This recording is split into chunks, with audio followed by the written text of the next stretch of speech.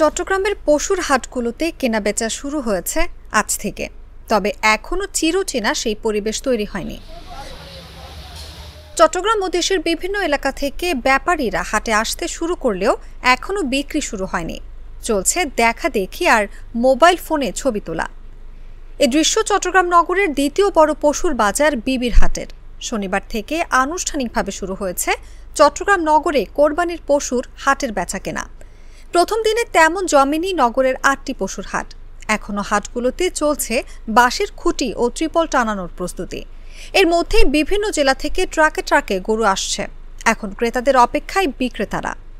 চাঁপাইনবাবগঞ্জ থেকে আসছি আমি, 25টা গরু নিয়ে। বাজার এখন কি হবে বলা যাবে না, নতুন কেবল শুরু করে, হাট তো লাগেনি।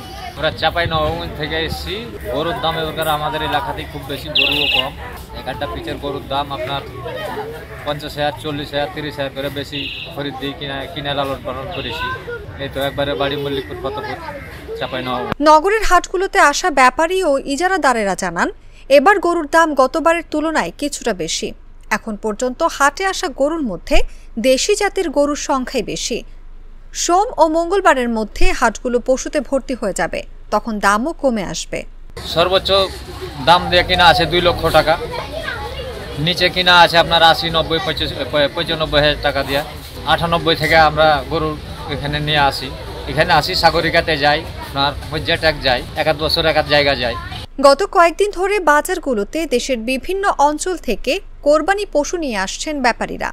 গত রাতেও বাজারগুলোতে ট্রাকে ট্রাকে গরু এসেছে, যা অব্যাহত থাকবে কোরবানির আগের দিন পর্যন্ত।